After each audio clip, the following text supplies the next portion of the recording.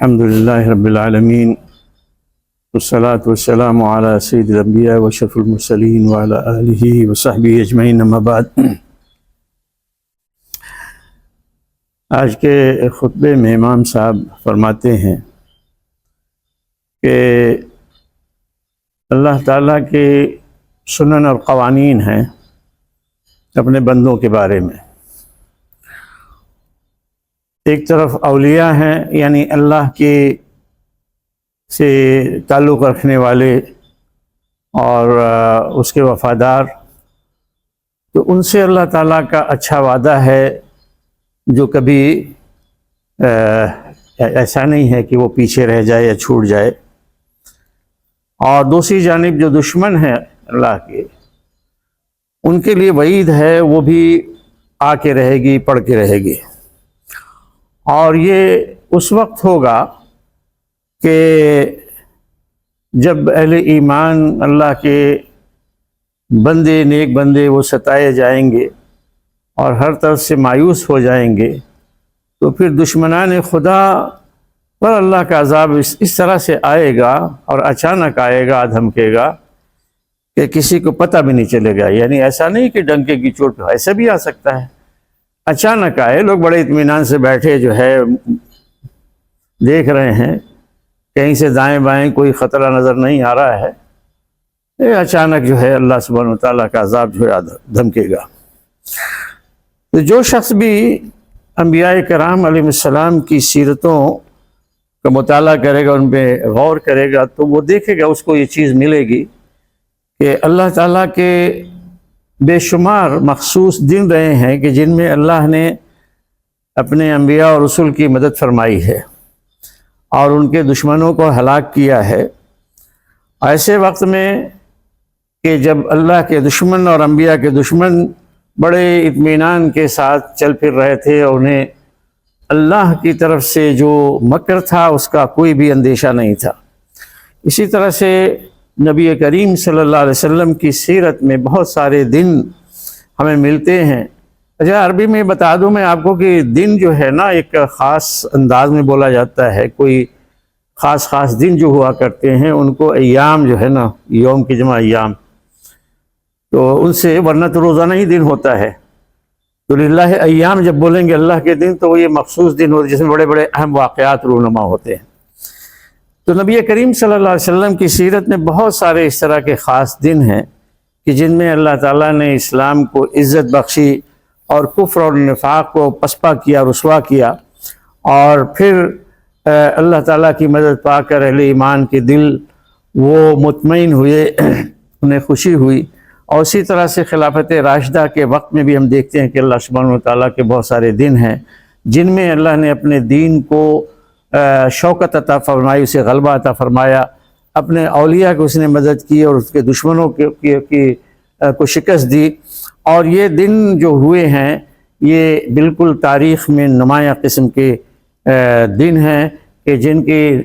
جن کا مطالعہ کرتے رہتے ہیں نسلوں کے بعد نسلیں، ہر جنریشن آتی ہے، لیکن یہ وہ واقعات ہیں کہ جن کو کوئی بھولتا نہیں ہے اور انہیں پڑھتے رہتے ہیں اور ان سے سبق بھی حاصل کرتے ہیں اپنے زندگی میں، اپنے ماحول میں پلاننگ کے لیے اور منصوبہ بندی کے لیے اور عبرت حاصل کرنے کے لیے۔ نبی کریم صلی اللہ علیہ وسلم کی وفات کے بعد عرب کے بہت سارے قبائل وہ اسلام سے پھر گئے، مرتد ہو گئے، اور اہل نفاق انہوں نے سر ابھارنا شروع کیا، اور دوسری طرف رومی جو حکمراں تھے انہوں نے بھی مسلمانوں کے ملک میں اپنا قبضہ جمانے کی خواہش جو ہے نا ان کے دلوں میں پیدا ہونے لگی۔ اور یہ رومی اس وقت نبی کریم صلی اللہ علیہ وسلم کی رحلت کے وقت رومی یعنی رومن امپائر یہاں تک تھی، بارڈر تک لگی ہوئی، جو خیبر وغیرہ کا علاقہ ہے جہاں سے اردن جاتے، تبوک اردن کراس ہوتے ہیں، یہاں تک ان کی حکومت تھی۔ اور پھر وہ پورا خطہ جسے آج اردن، لبنان، شام اور فلسطین یہ بولتے ہیں، یہ پورا علاقہ رومیوں کا تھا، محکوم علاقہ تھا۔ تو جب انہیں رسول اللہ صلی اللہ علیہ وسلم کے وقت میں اسلام وہاں تک پہنچ گیا تو انہیں اب، اور ظاہر ہے کہ پہلی مرتبہ ہوا تھا کہ جزیرہ نما عرب میں جب پہلے حکومت کوئی ہوا ہی نہیں کرتی تھی، اب ایک حکومت ہو گئی، تو انہیں ایک ڈر ہوا محسوس کہ مسلمانوں کا جو ہے حملہ ہو سکتا ہے یا رومیوں کی حکومت کو خطرہ مسلمانوں سے لاحق ہے۔ تو اس وقت جب رسول اللہ صلی اللہ علیہ وسلم کی رحلت ہوئی اور یہ دیکھا کہ عرب قبائل میں بہت سارے ان کے اندر لوگ ابھرے ہیں، بہت سارے قبیلے مرتد ہو گئے ہیں، تو ان کے دلوں میں بھی پھر سے خواہش آ گئی کہ اب ہم جو ہے اپنا اقتدار مضبوط کریں گے۔ تو اس وقت یہ ہوا کہ حضرت ابوبکر صدیق رضی اللہ تعالیٰ عنہ نے جو فتنہ ارتداد تھا اس کے مقابلے میں ثابت قدمی دکھلائی اور لشکر جو ہے وہاں پہ بھیجے، اور انہوں نے وہ بات کہی جو ان کا ایک قول بڑا مشہور ہے عربی زبان میں کہ واللہ لو منعونی عناقاً، یہاں پہ لکھا ہے عناقاً، اور مجھے یاد ہے کہ اس کو عقالاً بھی جو ہے یہ لفظ آیا ہے، کانوا یدونہا الی رسول اللہ صلی اللہ علیہ وسلم لقاتلتہم علی منہا، یعنی انہوں نے کہا کہ خدا کی قسم کہ ایک عناق یا ایک عقال، اس سے مراد جو رسی ہے جس سے اونٹ یا جو بھی جانور ہے وہ باندھا جاتا ہے اس کو، ایک رسی بھی جو وہ دیا کرتے تھے رسول اللہ صلی اللہ علیہ وسلم کو، آج اگر اس کے دینے سے وہ انکار کریں گے تو میں ان سے جنگ کروں گا اور لے کے رہوں گا۔ تو یعنی اس کا مطلب یہ ہوا کہ انہوں نے زکوٰۃ دینے سے ابتدا میں انکار کر دیا تھا، کہ انہوں نے کہا کہ ہم نماز تو پڑھ لیں گے لیکن زکوٰۃ نہیں دیں گے، جبکہ زکوٰۃ ایک ایسا حق ہے جو بیت المال کا، بیت المسلمین کا، جہاں سے سارے علاقوں سے جمع ہو کے یعنی حکومت کے پاس وہ آئے گی، وہاں سے اس کی تقسیم ہوگی، اور لازماً جو ہے جس طرح سے جتنا بتایا گیا پرسنٹیج اتنی زکوٰۃ دینی پڑے گی، اس سے انکار وہ کفر ہو جاتا ہے۔ اور صرف یہ نہیں کہ وہ زکوٰۃ ایسے ویسے دے دی جائے، الا یہ کہ جہاں پہ کوئی نظم نہ ہو، جہاں پہ اسلامی حکومت قائم ہوگی تو وہاں پہ زکوٰۃ بیت المال میں جو ہے جمع کی جائے گی۔ تو یہ انہوں نے حضرت ابوبکر صدیق رضی اللہ تعالیٰ نے اپنا عزم جو ہے ظاہر کیا کہ اگر ایک رسی بھی جو دیا کرتے تھے اونٹ باندھنے کی، گائے باندھنے کی، نہیں دیں گے تو میں ان سے جنگ کروں گا۔ تو اس طرح سے اللہ سبحانہ وتعالیٰ نے اسلام کو جمایا، اور ان کا جو یہ پرعزیمت موقف تھا اس کے ذریعے سے اللہ تعالیٰ نے تمام مسلمانوں کے دلوں کو پھر سے آپس میں جوڑ دیا اور مضبوط کیا، اور یہ مرتدین سے جو جنگ ہوئی یہ اللہ کے جو مخصوص ایام ہیں ان میں سے ایک ایسا دن ہے جس کو فراموش نہیں کیا سکتا۔ اسی طرح سے ایک خاص دن وہ بھی ہے کہ جب قرآن جمع کیا گیا، کہ جب ایک قراء کی بڑی تعداد، قراء قاری کی جمع ہے، اور قاری عربی میں اس سے مراد صرف یہ نہیں کہ جو ہمارے ہاں کوئی تجوید سے قرات کرتے ہیں، بلکہ جنہیں قرآن حفظ ہوتا ہے، تو قراء کی ایک بڑی تعداد وہ ردت یا پھر ارتداد کی جنگوں میں کام آئی، شہید ہو گئے۔ تو حضرت ابوبکر رضی اللہ تعالیٰ عنہ نے قرآن کو ایک مصحف میں جو ہے جمع کرنے کا کہ سوچی،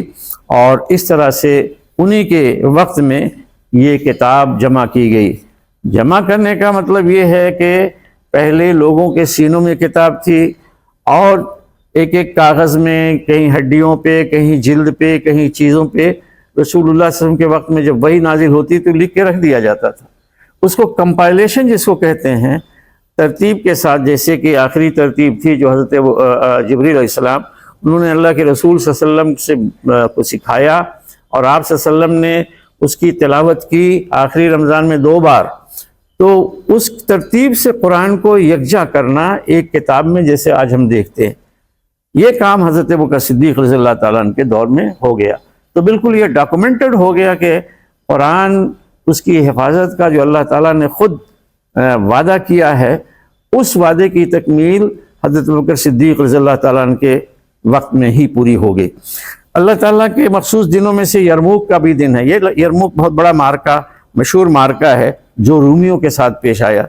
اور یہ کئی جنگیں ہوئیں بالآخر ان کے ساتھ، بالآخر یرموک کا واقعہ ہوا، اور یہی یہاں پہ فتح مسلمانوں کو حاصل ہوئی، اور یہ اس نے راہ ہموار کی بیت المقدس کو فتح کرنے کی، یعنی یہ مارکہ جب ہوا، رومیوں کی شکست ہوئی، اس کے بعد اگلا قدم جو ہے کیا ہے، بیت المقدس کی طرف تھا۔ اور یرموک جو ہے یہ 14ویں سال حضرت عمر بن خطاب رضی اللہ تعالیٰ عنہ کی خلافت میں سن 14 ہجری میں یہ پیش آیا، اور اس میں، اس بڑے دن میں، عظیم دن میں مسلمانوں نے بڑی جرأت اور شجاعت اور بہادری کا مظاہرہ کیا۔ رومیوں کا لشکر جو ان کے اپنے لشکر سے کئی گنا زیادہ تھا، اسے شکست فاش دی، اور وہاں بڑی بے جگری کے ساتھ مسلمان لڑے ہیں، اور اس طرح سے اس کی تیاری کی گئی۔ ایک طرف بہادر مسلمانوں میں سے تھے، انہوں نے مبارزت کا جو اس زمانے میں چلن تھا، مبارزت مطلب آمنے سامنے پہلوان جو ہے ٹکراتے تھے ادھر سے ادھر سے، یہ چیلنج کرتے، ادھر سے ایک نکلتا ادھر سے آتا، وہ مبارزت بولتے ہیں، اس میں مسلمان ثابت قدم رہے۔ ان کے جو خطبہ تھے، انہوں نے پرجوش خطبے دیے اور ایمان کی حرارت ان کے اندر پیدا کی۔ حضرت خالد بن ولید رضی اللہ تعالیٰ عنہ، انہوں نے لوگوں کے درمیان کھڑے ہو کے تقریر کی، خطبہ دیا، اور جو انہوں نے اس دن اپنے خطبے میں کہا، اس میں سے یہ بات بھی آئی کہ آج کا یہ دن اللہ کے دنوں میں سے ایک دن ہے، اللہ کے عظیم الشان دنوں میں سے ایک دن ہے، اور اس میں نہ تو کوئی ہمیں فخر جتانا ہے، نہ کوئی یعنی ظلم اور زیادتی ناانصافی کرنی ہے، بلکہ آپ سب کے سب لوگ اللہ کے لیے اپنے جہاد کو خالص کرتے ہوئے میدان میں آئیں، اور اللہ تعالیٰ کو اپنے عمل سے دکھائیں کہ آپ اللہ کے دین کے لیے لڑنے کے لیے آئے ہیں۔ اور یہ جان لیجئے کہ آج کا دن جو ہے، یہ دن کے بعد وقت آئے گا کہ اس دن کو جو ہے یاد کیا جائے گا، یہ کوئی معمولی دن نہیں ہوگا۔ چنانچہ ایسے ہی ہوا۔ ابو سفیان رضی اللہ تعالیٰ عنہ وہ بھی وہاں پہ کنارے کھڑے تھے، اور وہ سن کے ان کا خطبہ انہوں نے بھی آواز لگائی پھر مجاہدین میں کہ اللہ اللہ۔ تو آپ لوگ جو کیا ہے کہ عربوں کا نچوڑ اور خلاصہ ہیں، آپ لوگ اسلام کے انصار ہیں، آپ لوگ اور دوسری طرف انہوں نے کہا کہ یہ رومی جو ہے یہ شرک کے اور کفر کے حمایتی ہیں۔ تو اور پھر انہوں نے یہ کہا کہ پروردگار، دعا کی کہ اے اللہ، اے پروردگار، یہ تیرے دنوں میں سے ایک ایسا دن ہے، مخصوص دن ہے، تو اپنی مدد نازل فرما اپنے بندوں پر۔ اور ایک شخص نے حضرت خالد سے کہا کہ رومیوں کی تعداد بہت زیادہ ہے اور مسلمان ان کے مقابلے میں بہت کم ہیں۔ تو حضرت خالد نے کہا کہ نہ تو رومی بہت، انہوں نے الٹا جواب دیا کہ روم بہت کم ہیں اور مسلمان بہت زیادہ ہیں۔ بالکل الٹا جو ہے جواب دیا کہ رومی بہت کم ہیں اور مسلمان بہت زیادہ ہیں۔ کیوں؟ انہوں نے کہا کہ جو لشکر ہوتا ہے، لشکروں کی تعداد بڑھتی ہے اللہ کی مدد سے، اور کم ہوتی ہے اللہ کی طرف، اللہ کی نصرت جس کو نہ ملے، اللہ جسے بے یار و مددگار چھوڑ دے وہ کمزور پڑ جاتا ہے۔ تو یہ مردوں کی یا انسانوں کی تعداد سے جو ہے وہ لشکر نہیں گنے جاتے ہیں، بلکہ ایمان اور عمل سے اور اللہ کی راہ میں اخلاص کے ساتھ جہاد کرنے سے بڑھتے۔ اور پھر ابو سفیان رضی اللہ تعالیٰ انہوں نے مسلمانوں کو خطاب کر کہا کہ اے مسلمانوں، یہ اللہ کا دن ہے، اس میں تمہاری آزمائش ہوگی، اپنی طرف سے تم اپنے جوہر دکھاؤ، اس مارکے میں، اس میدان میں تم اپنے جوہر دکھاؤ اللہ کے دین کی سربلندی کے لیے۔ اسی طرح سے اللہ کے دنوں میں سے فتح بیت المقدس کی فتح کا دن ہے، اور جس دن اس کی فتح بھی کیا گیا، اس کی چابیاں عیسائیوں کے جو وہ مذہبی پیشوا تھے ان سے لی گئیں۔ جب حضرت عمر ابن خطاب رضی اللہ تعالیٰ عنہ مدینہ سے چل کر قدس پہنچے، یعنی بیت المقدس جہاں پہ قدس پہنچے، اسی کام کے لیے، کیونکہ وہاں کے لوگوں نے خواہش ظاہر کی فتح کے بعد کہ ہم خلیفۃ المسلمین ان کو اپنے ہاتھوں سے چابی دینا چاہتے ہیں۔ تو حضرت عمر رضی اللہ تعالیٰ عنہ تشریف لائے مدینہ سے یہاں پہ، اور انہوں نے اس وقت، حضرت عمر رضی اللہ تعالیٰ نے اس وقت ایک مشہور بات کہی تھی جو آج تک چلی جا رہی ہے، کہ انہوں نے اپنے لوگوں کو، مسلم لشکروں کو خطاب کرتے ہوئے کہا کہ دیکھو، تم لوگ جتنے بھی قومیں ہیں ان میں سب سے ذلیل لوگ تھے تم، سب سے حقیر لوگ تھے تم، سب سے کم تھے، لیکن اللہ سبحانہ و تعالیٰ نے تمہیں عزت بخشی اسلام کے ذریعے سے۔ اسلام ملا تمہیں، اس اسلام سے اللہ تعالیٰ نے تمہیں عزت بخشی۔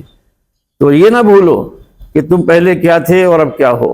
لہذا یہ جان لو کہ جب بھی تم عزت اور طاقت اللہ کے بغیر کسی اور سے اس کے طلبگار بنو گے تو اللہ تمہیں ذلیل و خوار کر دے گا۔ اور حضرت عمر بن خطاب رضی اللہ تعالیٰ عنہ اس کے بعد مسجد اقصیٰ میں داخل ہوتے ہیں، اور وہاں پہ انہوں نے نماز پڑھی، اور جہاں پہ انہوں نے نماز پڑھی اس جگہ پہ مسجد بنائی گئی جسے مسجد عمر کہا جاتا ہے، اور وہ آج تک قائم ہے، موجود ہے۔ اور اللہ کے بڑے دنوں میں سے قادسیہ کا دن ہے، جب دوسری طرف دوسرے کنارے پر اہل فارس کو شکست ہوئی، اور یہ سن 15 ہجری کی بات ہے کہ ان کا جو قائد تھا رستم مشہور ہے، وہ مارا گیا۔ اور پھر یہ ہے کہ یہ سلسلہ جو شروع ہوا تھا قادسیہ کا، وہ چلتا رہا سن 15 سے لے کر سن 19 تک، یہاں تک کہ اس سال میں 19ویں سال میں یعنی 19 سال ہجری میں یہ پورا کا پورا ان کا خاتمہ کر دیا گیا، اور فارس کی حکومت اس کو وہ ہمیشہ کے لیے ختم ہو گئی۔ اہل فارس سے مراد وہ جو پہلے کا کسریٰ کی حکومت ہوا کرتی تھی، وہ ختم ہو گئی۔ اور جو ختم ہوئی تو اس آخری مارکے کو مارکے نہاوند کہا جاتا ہے، اور اسے یہ جو فتح حاصل ہوئی حضرت عمر الخطاب رضی اللہ تعالیٰ کے دور میں، اسے فتح الفتوح کہا جاتا ہے۔ فتح الفتوح کا مطلب تمام جتنی فتوحات ہیں ان سب سے ٹاپ جو ہے یہ فتح ہے، سب سے بڑی فتح ہے۔ تو یہ جو فتح مبین حاصل ہوئی تھی، اس نے اسلام کے لیے اور اسلام کے ماننے والوں کے لیے مشرق کا پورا راستہ کھول دیا، اور وہ اس کے بعد اسلامی لشکر جو ہے آگے بڑھتا چلا گیا، اور پھر دور دور تک وہ پہنچا۔ اسی طرح سے اللہ کے دنوں میں سے ہے کہ 20ویں ہجری میں مصر فتح ہوا، یہ بھی حضرت عمر رضی اللہ تعالیٰ عنہ کے خلافت کا دور تھا، اور وہاں پہ مصر کے لوگ رومن امپائر، ان کے حکمرانوں کے ظلم جو ہے وہ جھیل رہے تھے اور سہ رہے تھے، ان کی زور زیادتی اور ظلم و ناانصافی سے دبے ہوئے تھے۔ تو انہوں نے جب دیکھا مسلم لشکر آئے ہیں، انہوں نے کچھ علاقے فتح کیے ہیں، تو انہوں نے دیکھا کہ مسلمان جو فاتحین ہیں کس طرح سے لوگوں کے ساتھ حسن اخلاق سے پیش آتے ہیں، ان کے ساتھ نرمی اور روداری برتتے ہیں، تو پھر وہ سب کے سب یا یہ کہہ لیجیے کہ بڑی تعداد میں اللہ کے دین میں داخل ہوئے، اور اس کے نتیجے میں پھر یہ ہوا کہ مصر جو ہے یہ اسلام کا ایک مضبوط قلعہ بن گیا، اور پھر یہ قلعہ ایسا بنا کہ اس وقت کئی صدیوں کے بعد جب تاتاری آئے ہیں تو عراق اور بغداد یہ تباہ کرتے ہوئے شام تک گئے ہیں، لیکن مصر کی سرحد پہ وہ رک گئے، اور وہیں پہ ان کو شکست فاش ہوئی، وہاں سے واپس پلٹنا پڑا، یعنی مصر کو دبا نہیں سکے۔ اسی طرح سے صلیبی حملے جو ہوئے ہیں، صلیبی کروسیڈ جن کو بولتے ہیں، تو وہ حملے یہ بھی رومن امپائر کے، ان کو بھی یہاں پہ روکا گیا۔ شمال افریقیہ حضرت عثمان رضی اللہ تعالیٰ کے دور میں افریقہ کا شمالی حصہ یہ فتح ہوا۔ اسی طرح سے ارمینیا میں اور آذربائیجان میں بھی مسلمانوں کی سلطنت قائم ہوئی، اور اسی طرح سے جزیرہ قبرص یعنی سائپرس جس کو کہا جاتا ہے، روڈس اور سائپرس آئلینڈ، یہ بھی جو فتح ہوا، اور حضرت عثمان رضی اللہ تعالیٰ کی خلافت کے دور میں وہاں پہ مسلمانوں کی سلطنت قائم ہوئی۔ اور اسے جو قرآن کو جو حضرت ابوبکر صدیق رضی اللہ تعالیٰ کے دور میں جمع ہوا تھا، ان کے وقت میں حضرت عثمان رضی اللہ تعالیٰ کے دور میں اسے باقاعدہ آفیشیلی یعنی تیار کیے گئے نسخے، اور اسے مختلف علاقوں میں جہاں جہاں مسلمان پہنچے تھے بھیجا گیا، تاکہ ایسا نہ ہو کہ اس کی تلاوت میں کوئی فرق ہو جائے، اور اس کی حفاظت کے لیے، تلاوت کی حفاظت کے لیے تو وہ سرکاری نسخے جو ہے وہ بھیجے گئے، اور یہ ان کے زمانے میں ہوا، اور اس مصحف کو جو ہے تقسیم کیا گیا۔ اور اس طرح سے ذات السواری نام کا مارکہ پیش آیا، جو پہلا بحری مارکہ تھا مسلمانوں کے درمیان، اور بزنطینی جو لوگ تھے وہ بھی کرسچن تھے۔ اور پھر یہ ہے کہ اس مارکے میں خاص طور سے مسلمانوں کے بارے میں آتا ہے، لشکروں کے بارے میں، کہ یہ رات بھر یا رات میں وہ بیٹھ قرآن کی تلاوت کرتے رہے، نماز پڑھتے رہے، دعا کرتے رہے، گڑ گڑا کے اللہ سے تضرع کرتے رہے، اور دوسری جانب رومی جو تھے وہ اپنے شنکھ بجاتے رہے۔ اور پھر جب جنگ ہوئی ہے تلواروں سے، خنجروں سے، تو اس میں مسلمانوں میں سے بہت سارے لوگ کام آئے ہیں، اور اسی طرح سے رومن فوجی جو ہے وہ بھی بہت بے شمار مارے گئے ہیں، لیکن مسلمان جو ہے وہ ڈٹے رہے، اور کوئی بھی یعنی شہادت تو لینے کے لیے تیار ہیں، لیکن اپنی جگہ سے پیچھے ہٹ جائیں اس کے لیے کوئی تیار نہیں تھا۔ تو اللہ تعالیٰ نے پھر بالآخر اپنی مدد ان پہ نازل فرمائی، اور کافر وہ رومن انہیں شکست ہوئی، اور اس مارکے کے ساتھ بزنطینی جو وہ تھی ہیجمنی یا ان کی بالادستی، وہ بالکل ختم ہو گئی میڈیٹرینین پہ، اور یہ اللہ تعالیٰ کے دنوں میں سے بڑا دن تھا۔ حضرت عثمان رضی اللہ تعالیٰ عنہ کے خلافت پھر آخر دور میں ہوا کہ خلفشار ہوا، بلوائی گھس آئے، ان کا قتل ہوا۔ یہ شہادت جو ہے نا بہت ہی مظلومانہ ہوئی۔ مدینہ میں گھس آئے تھے بلوائی، خوارج نے ان کو قتل کر دیا، اور مقصد کوئی نہیں تھا، محض دنیا کا کچھ سودا حاصل کرنا۔ تو یہ سارے مختلف علاقوں سے، مختلف شہروں سے غوغائی اور شرپسند قسم کے لوگ جو ہے وہ فتنہ پسند گھس آئے تھے مدینہ میں، اور بہت بڑا فتنہ تھا۔ تو اس فتنے نے اس میں حضرت عثمان شہید ہوئے، اور پھر یہ ہے کہ اس کا نتیجہ یہ نکلا کہ آگے حضرت علی بن ابی طالب رضی اللہ تعالیٰ عنہ کی شہادت کے بعد وہ بھی اپنے اس کو جما نہیں سکے، اور پھر یہ ہے کہ وہ سلسلہ چلتا رہا تاکہ کہ آخر میں حضرت حسین یعنی جو آج وقت چل رہا ہے، حضرت حسین رضی اللہ تعالیٰ عنہ، یہ سن 61 ہجری میں ان کی شہادت ہوئی۔ یہ حقیقت میں وہی وقت تھا کہ یعنی حضرت عثمان رضی اللہ تعالیٰ عنہ کی شہادت، اس نے فتنے کا دروازہ کھولا، اور وہ ایک لمبے عرصے تک چلتا رہا۔ امت اس فتنے کے نتائج بد جو ہے نا اسے یعنی جھیلتی رہی، اور آج تک جھیل رہی ہے۔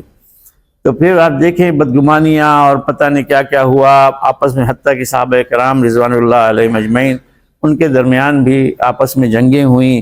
جنگ صفین ہوئی، جنگ جمل ہوئی، اور یہاں تک کہ حضرت معاویہ کے دور میں حضرت حسن رضی اللہ تعالیٰ عنہ انہوں نے دستبرداری کی، اور یہ ہوا کہ معاہدہ ہوا، اور پھر اس سال کو جب حضرت حسن حضرت معاویہ کے ساتھ مل کے انہوں نے خلافت سے دستبرداری کی، اور حضرت معاویہ پہ تمام مسلمان اکٹھا ہو گئے، تو وہ دن جو ہے وہ عام الجماع کہلایا، یعنی جماعت کا سال۔ اب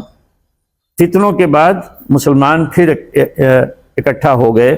اور اس کے بعد پھر یہ ہے کہ تقریباً 20 سال تک کوئی فتنہ نہیں ہوا، اور ایک مضبوط حکومت قائم ہوئی۔ لیکن ان کے بعد حضرت معاویہ کے بعد یزید آئے، تو یزید کے دور میں خلفشار شروع ہوا، یہاں تک کہ حضرت حسین رضی اللہ تعالیٰ نکلے ہیں، اور پھر وہ واقعہ جو پیش آیا جو آپ جانتے ہیں کہ حضرت حسین کی مظلومانہ شہادت جو ہے نا وہ کربلا میں ہوئی۔ تو اس طرح سے امت جو اکٹھی ہو چکی تھی وہ پھر اس میں انتشار آیا۔ تو اس طرح کے دن جو ہے ہوتے رہے ہیں، کبھی ایسے کہ جس میں برے دن ہیں وہ بھی جھیلنا پڑا ہے، اور پھر جب مسلمان تائب ہوئے ہیں، اللہ کی طرف رجوع کیا ہے، تو اللہ تعالیٰ نے دوبارہ انہیں پھر سے عزت بخشی ہے، اور اتحاد انہیں عطا کیا ہے۔ اور امام صاحب اس پہ گفتگو کرتے ہوئے آخر میں کہتے ہیں کہ جس طرح سے امام حسن رضی اللہ تعالیٰ عنہ کا جو موقف تھا کہ انہوں نے مسلمانوں کے دو بڑے گروہوں کے درمیان اتحاد قائم کرنے کے لیے اقتدار سے دستبرداری کا اعلان کیا اور حضرت معاویہ سے انہوں نے بیعت کی، تو یہ بہت ہی عظیم الشان حقیقت میں موقف تھا، اور جس نے امت کو بچایا، امت کے اندر خونریزی سے اس کو بچایا، اور اس دن کو، اس واقعے کو بہت عظیم واقعہ جو ہے وہ سمجھا جاتا ہے، اور کیونکہ اس کے بعد پھر فتوحات کا سلسلہ دوبارہ شروع ہوا، اور اللہ تعالیٰ کے جو مخصوص دن ہیں امت کی مدد کے لیے ان کا پھر سے اعادہ ہوا۔ تو اللہ تعالیٰ سے دعا ہے کہ اللہ تعالیٰ اپنے دین کو پھر سے اس دور میں بھی عزت بخشے اور اپنے کلمہ کو بلند فرمائے، اور اس کے جو دشمن ہیں انہیں ذلیل و خوار کرے، اور جہاں جہاں بھی مسلمان فتنے کا شکار ہیں، اسے دوچار ہیں، اللہ تعالیٰ انہیں ان فتنوں سے اور ان کے نتائج بد سے جو ہے اللہ تعالیٰ ان کی حفاظت فرمائے۔ وآخر دعوانا ان الحمدللہ رب العالمین۔